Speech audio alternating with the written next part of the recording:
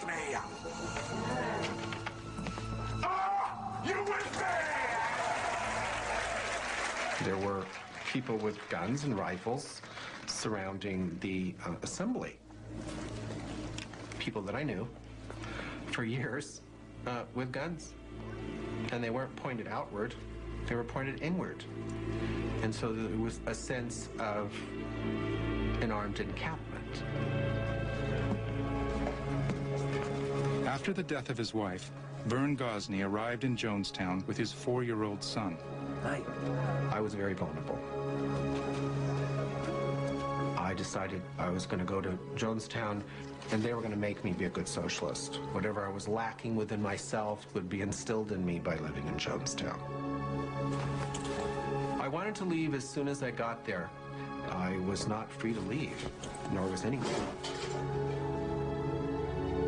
I had confided in my roommate that I wanted to leave, and that was taking a huge, huge risk. He had at one time attempted to escape, and he was punished so severely that he was literally frightened out of his mind. We're gonna die here, man. We're gonna die here.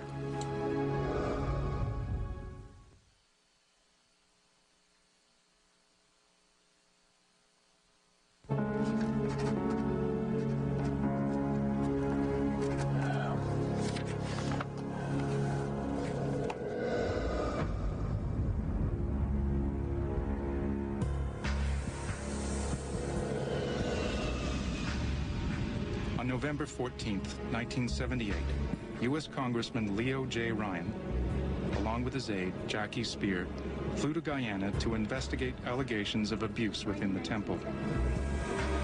The delegation included relatives who were determined to see that their loved ones were free to come and go as they pleased. Jim Jones considered the group a direct threat, bent on his and the movement's destruction. 14 relatives, some former temple members who spoke out against Jones, accompanied Ryan.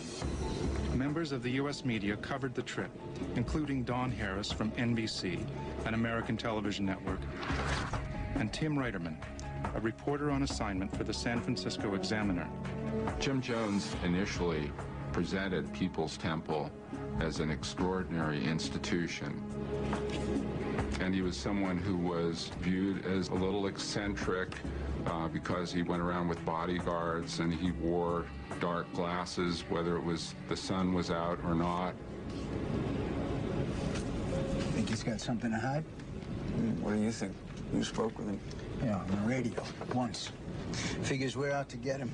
Congressman Ryan's trip was designed to find out whether the allegations from ex-members were true, that Jim Jones controlled the members through disciplinary beatings, forcing them to turn over their property and, in some cases, custody of their children, and whether he was threatening people with death if they would leave the organization.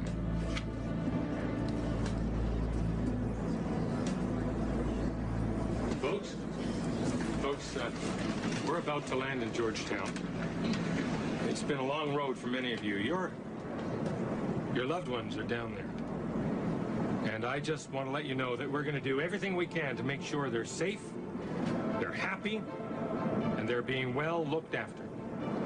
In other words, we still don't have an official invite. Hey, let me tell you something right now. Not as your congressman, but as your friend. We're going into Jonestown. And if any of your family members want to come home, well, by God, we're going to bring them home.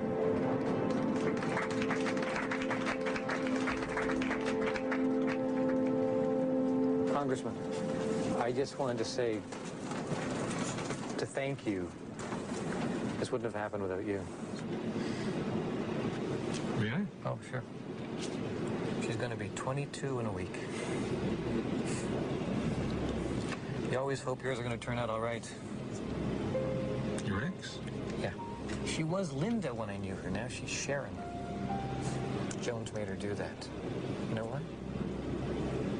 this other girl called Linda, didn't like her, so now no one can be called Linda. And don't you worry about a thing, Sherwin. Everything's going to be just fine. Sherwin Harris was attempting to visit his daughter Leanne, who was living in Jonestown. People's Temple was something that started out apparently to be a good thing and just turned into a nightmare. In 1978, my daughter was 21 years old. My daughter Leanne was brought into the People's Temple by her mother, who was one of the initial members. I had what I considered a strange relationship with my daughter. There was always a distance between us. There was always something strange going on.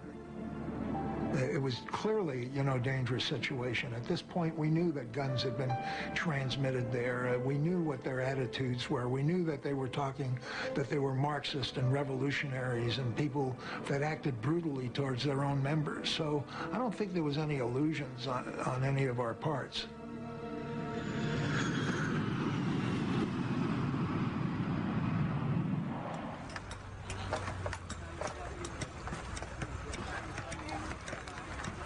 The promise of Guyana was cloaked in religious terms. It was the promised land. The land of milk and honey, the land where we're going to build a society that's really just. We work from sunup to sundown. We ate rice 3 times a day. It's hard to really convey the remoteness of that place. There was no means of communication with the outside world. Oh, well, why didn't you leave? It's so horrible, it's so terrible. How could you put yourself in that position? When actually we were working for a cause that we believed in. It's like taking people to the limit and then moving that line, and then moving that line, and then moving that line, and wanting so desperately to believe in the dream and not seeing that the dream has become a nightmare. A handful of Temple members were permitted to form a basketball team. Amongst them was Jim Jones's 19-year-old son, Stephen. Days before the arrival of the Ryan delegation, Stephen and the basketball team left for Georgetown to play a series of games against the Guyanese national squad. Dad was worried about the basketball team leaving and going into Georgetown. He knew the congressman was coming. I'm sure he feared that we might turn against him. And fortunately, Mom saw that happening, and Mom had really made this her cause to get us out of there. You have in your hands the opportunity to make or break Jonestown, but you have to show a lot of character. A lot of character and grace. I've seen tremendous growth in you, Stephen. What you want to do is when they score a goal, you give a little clap and you run right back to your post. All right. You hear that? Now remember, boys, when the other team scores, just give them a little clap. Just like that, a little clap. Believe me, fellas, I had a little clap in my day. Don't let him provoke you. He's trying to find a reason to keep you from going. Be the better man.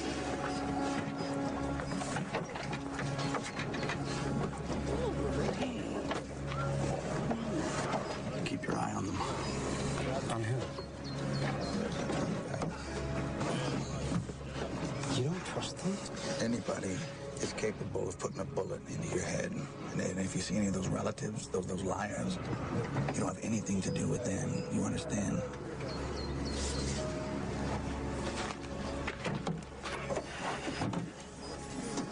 You did well. Goodbye, my baby. You take care of yourself. I'll see you real soon. I remember saying goodbye to her. I remember a long moment of just us looking at each other. I remember tears in her eyes and tears of my own. I remember each of us saying that we'll see you soon. Me believing it. Looking back, I don't think she did believe that would happen. I honestly think she thought she was getting us out of there before all hell broke loose.